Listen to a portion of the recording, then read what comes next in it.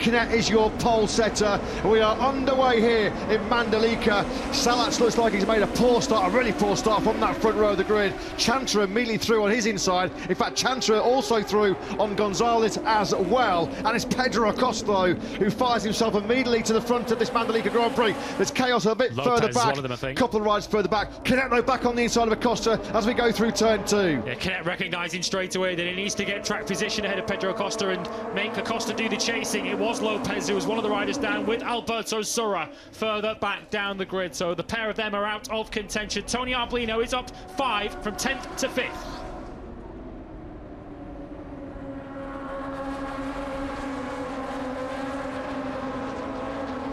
That was beautifully done through the high-speed turn 12. Arbolino then 10th to 4th on this first lap. Sensational stuff by the Italian again. Give him so much credit. On lap 1 of Moto2 races, there is no one better than Tony Arbolino. Canet then from Acosta and Gonzalez, who are already trying to put some space between themselves and the chasing pack. He's going to run the inside line, just squeeze on the inside of Canet. Can Canet get him back on the cutback as they power towards turn 2? No, he gets his nose chopped off. Lopez has rejoined this Grand Prix after his turn 1 collision involving Surra. Acosta just might want some clear air, as well as Canet's immediately trying to fight back on the inside into turn 10. That's aggressive, and he's got through as well. Don't think Acosta's going to be able to retaliate. He has a long look over his left shoulder, just trying to make sure, see where Gonzalez is directly behind him. So it's a Spanish top 3 as it stands right now. Canet back at the front. Been a good early battle this between Canet and Acosta. Back in the hands of the pole man.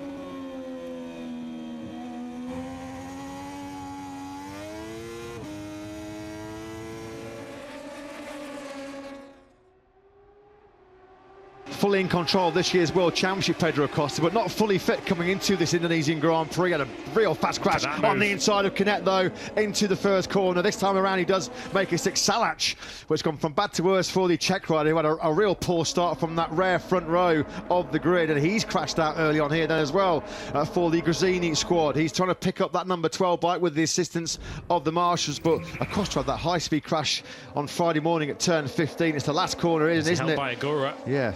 A little tap on his inside there. At the front then, Acosta, head down under the bubble, 134.960. He's the only rider. He's the only rider in the 134s now. Arbolino on the inside of Gonzalez. He's trying to go here with Acosta. Pedro Acosta, and the only rider on that lap 3, was able to hold the pace in the 134s. He was half a second quicker of Canet in second. So he clearly, the tactic is here, get the front early and bolt.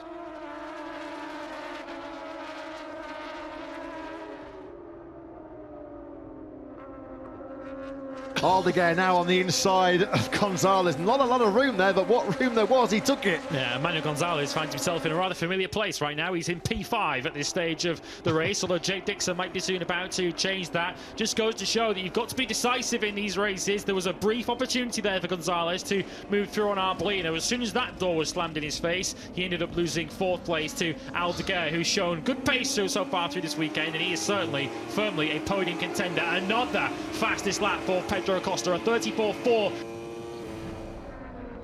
Look like, oh, that's Aldeguer, who's not been shy at all, has he? Into turn 10, his latest victim of some pure outright aggression on the brakes into 10. Well, it was Somcat Chantra a few laps ago. This time around it's Arbolino. Arbolino now having to tough it out with Gonzalez. A battle he doesn't want to be in. Gonzalez going to have the inside line now through the high-speed sweep through 13. So Arbolino, that all was a result of Aldeguer getting the knees and elbows pretty sharp again at 10. Looks like there's going to be another mid 134 coming in here. Arbolino on the inside of Gonzalez into 16. Not going to work though. He runs in wide. Gonzalez comes straight back through. Arbolino trying to offer some payback through the final corner, but no way through yet. It's another mid 134 from Acosta, just as we suspected, and for the first time in this Grand Prix.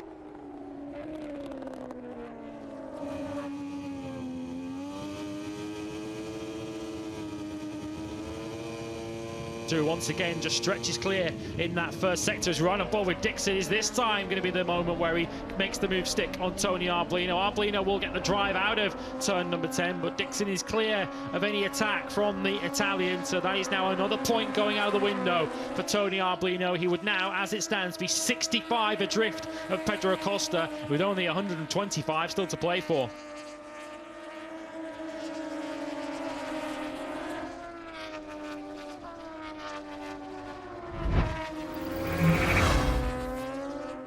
We're watching Pedro Acosta, who had a scare of his own. Through the high-speed turn 8. Steady on, Pedro. That's going to be a few more nails bitten and chewed down inside that Rebel KTM garage. 3 laps remaining at the rate that Fermin Aldeguer had caught him over that period of around 3 or 4 laps. Canet will just be desperate just to hang on to this as we go to the first sector of this current lap. It remains at 0.6 of a second, so Canet is doing just about enough at this stage, but Aldeguer can now see the gap up ahead of him. It's a visual gap rather than a time gap, and that will just add to the motivation and the encouragement for the Boscoscuro rider as he chases that first podium since his win at Silverstone. Fermin Aldeguer's podium hopes, well, his podium challenge for second looks like it's run its course. I'm not quite sure what happened to him on that previous lap, lap 20, because he did a 1:35.8, which was a second slower than Acosta, but more importantly for him, 0.8 of a second slower than Canet. So 1.3 seconds out of nowhere. He lost a whole chunk of time there, Aldeguer. Well, this is the battle further back between Arbolino and Dixon, and Tony Arbolino losing 5th place, but he nearly lost a whole lot more than that. I wonder what happened to Aldeguer on that previous circuit. Tony Arbolino, he's already been on the floor at turn 5 in qualifying yesterday, so he didn't want to repeat that experience. Your live championship, and it makes for happy reading for Pedro Acosta and sorry reading for Tony Arbolino, because with just 5 races remaining, Pedro Acosta will be in a commanding 65-point lead in the championship. What a week it has been for the 19-year-old Spaniard. Confirmed finally after the long wait that he's moving up into MotoGP, mixing it with the best of the best, the elite of the elite in the Premier Class next season. And it looks like he'll be moving up as the Moto2 World Champion. Into the final 2 corners we go. Pedro Acosta into turn number 17. He is cruising here, Mandalika. Even time for a bit of goon riding through the final corner.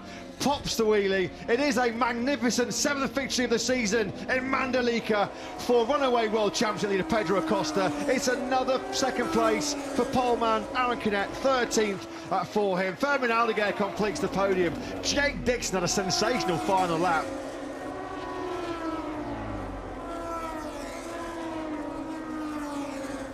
And Pedro Acosta, with MotoGP in his future, is getting ever closer to the Moto2 World Championship. A magnificent 7th win for the World Championship leader, Pedro Acosta, unstoppable.